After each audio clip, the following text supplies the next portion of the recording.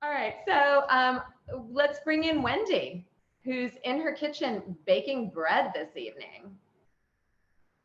Hi, Paige. Can you see me? Hi, Wendy. So, welcome, Wendy. Wendy is a baker and a chef. She has worked for a Michelin-starred chef, and she now has her own artisan bakery, where I personally think she is killing me because I think she makes the best sourdough bread on the island. I am completely addicted to it. I have 3 loaves in my freezer right now. Yeah, I have a bad carb problem. And tonight, for our Halloween theme, Wendy is going to talk to us about pumpkins, which are not a squash, or they're not the same thing. We had a debate about this today. So, Wendy, what have you got? Is that a pumpkin or a squash? This is pumpkin. Pumpkin and squash actually come from the same family, and it's really a geographical thing. It's to do with the weather, where they have more water and stuff, and they call them squash. But I have a nice, healthy, fat, raw pumpkin, which I'm going to make into a delicious dip, which you can serve for Halloween. You can put it in your children's lunch boxes. You can have it as dips with cocktails. Pumpkins are really versatile. I'll call it a vegetable, but it's actually a fruit because it's got a seed. But when you go into supermarkets here, you see it in the vegetable section. It's a really versatile vegetable. You can have savouries, you can have sweet things such as pumpkin pie, you can have soups. It's just a great one to have in your fridge. Right, here we go. Quick tip about when we're going to cut pumpkins. Whenever you cut anything on your chopping board, always make sure you put a dishcloth or a plastic mat underneath. It just prevents accidents from happening, from things sliding off and you cutting yourself with your knife. So first of all, I'm going to show you how to take the skin off a pumpkin. Some people use a peeler. I use a sharp knife. And when you choose your pumpkin, make sure you have one that's got a really nice firm skin and the flesh is really firm. So we're going to take off the flesh and the little green membrane that's underneath it at the pumpkins. I haven't got a massive one, so it's going to be quick. Wendy, so here we go. Can I ask you, if you're a lazy person like I am, can you substitute canned pumpkin here? Can you substitute? Yeah, of course you could. But the problem with tinned pumpkin is it contains a lot of water. And something to remember is when you actually cook pumpkin, you lose about 25% of its weight in water.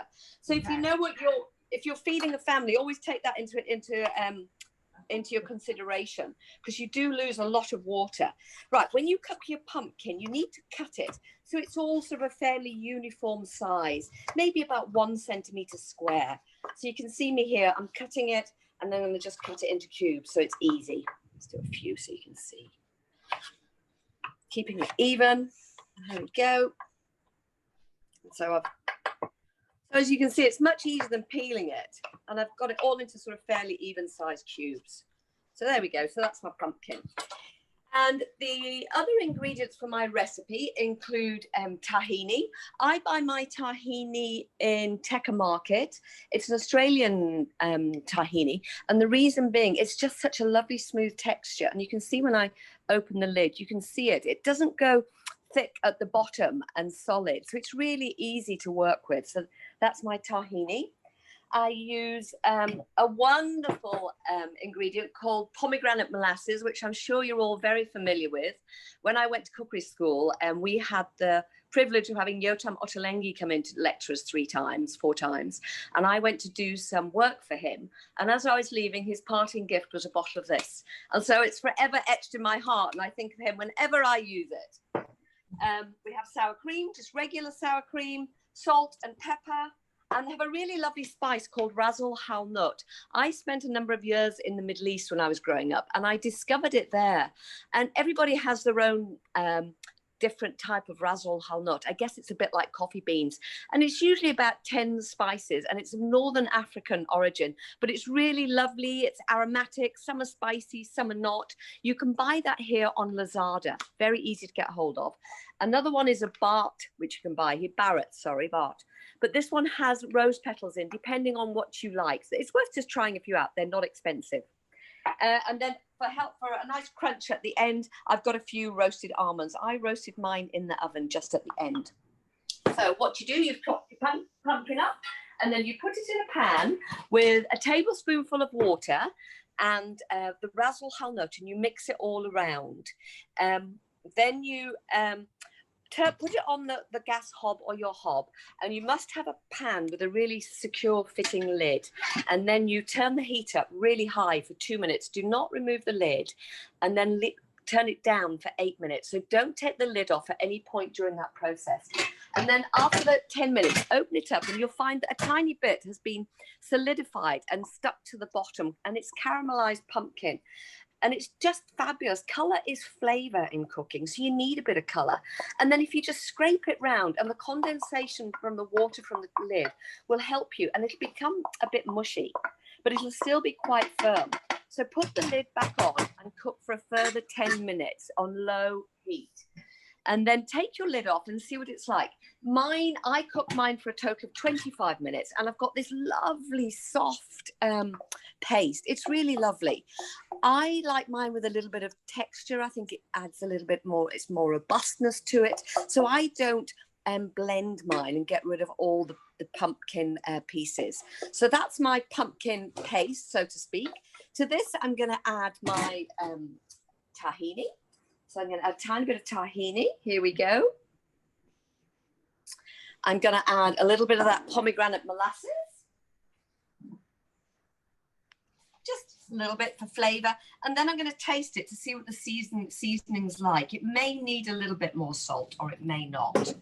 I'm a cook that doesn't like using preservatives or colouring in anything I do. It all has to be natural. So all my dips that I make are all natural. They can be vegan if you like, but they're all vegetarian. So there you can see I've got my dip. It's a really lovely texture. It's smelling delicious. I'll taste it. Spicy ginger, just delicious. Now I'm going to put it in a bowl for serving. Shame I haven't got a glass of wine, but there we go. I might have one later. We do. Oh, lucky you! Chef needs to be sober. So there's my dip. I put it in a little bowl I bought when I lived in the Middle East, which has survived all those years. Now, on the top, I'm going to use a little bit of sour cream. But if you're a vegan, you could find a non-dairy product. And I'm just going to put a tiny little bit of sour cream on the top. And then I'm going to crush a few nuts in my little bowl. Here we go. And I'm just going to put those on the top, just for a bit of added crunch and texture. If you have a nut allergy, then you obviously wouldn't put those in. So that adds a little bit of crunch on the top. Now then, the things you can serve it with, I've got crudités here, the regular carrots and cucumber. I've got some of those famous crackers that we all consume in large quantities here in Singapore, which are really lovely.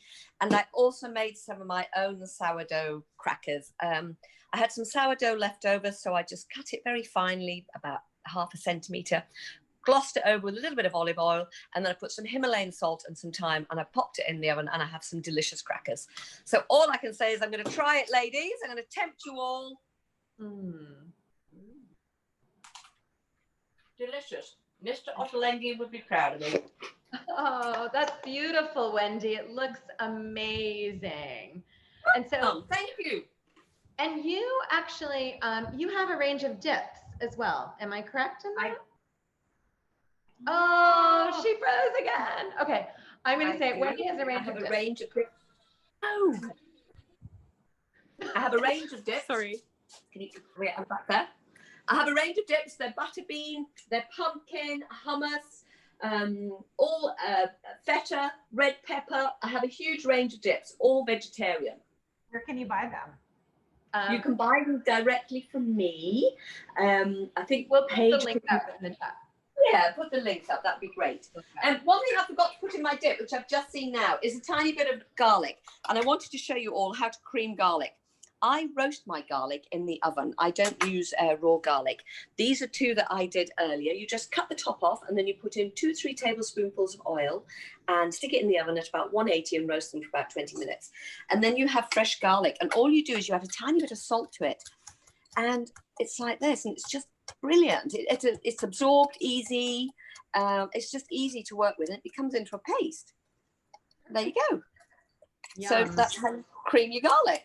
I would just spread that on bread. I would too. I'm with Allison. Allison said she just spread that on bread, and I absolutely would do the same thing. Yum. You can spread it on my sourdough. Thank you, Wendy. It looks delicious. We will definitely try the recipe. I've put the link up for the recipe in the chat if anybody wants it. It'll be posted tomorrow. Lovely. Thank you to the American Association and to the feeder. Thank you very much. Thanks, Wendy. Bye. Thanks, Holly. Bye. Welcome. Bye.